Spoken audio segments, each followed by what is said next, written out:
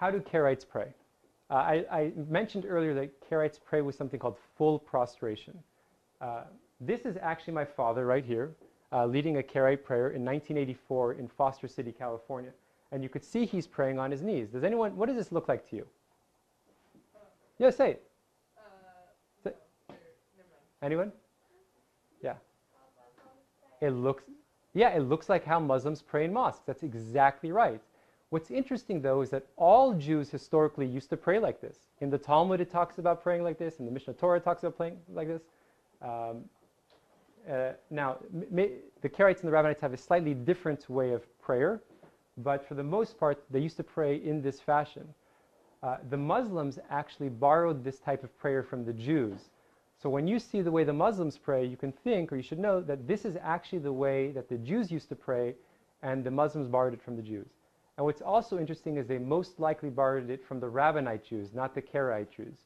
And I can tell you how I know that, or how historians think that's the case. First, geographically, where the Muslims came from and where the Karaites and the Rabbinites were.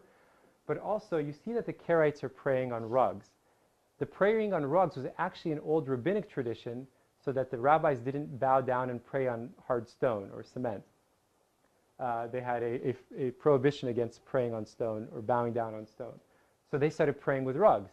Well, when the Karaites started praying, they also took this tradition and started praying on rugs also. And that's also likely why the Muslims today pray on rugs as well. Okay, so I get a lot of questions about, oh yeah, question. How did the difference of Karaites and the Rabbinites start? Like, how did the difference come? Okay, so that's a great question, and it's a sophisticated question, and I'm going to hope to answer it as simply as possible. From a Karaite perspective, we believe that the original form of Judaism was Karaite Judaism, and Rabbinic Judaism came later. In the Rabbinic tradition, they believe that the original form of Judaism was Rabbinite Judaism, and Karaite Judaism came later. So that's the philosophy. As a historical matter, the Karaites believe that there have always been Jews that followed only the Bible, so no Talmud, no oral law. And in about the 7th to 8th century, all these movements that were following Bible-only Judaism, they kind of started to merge together.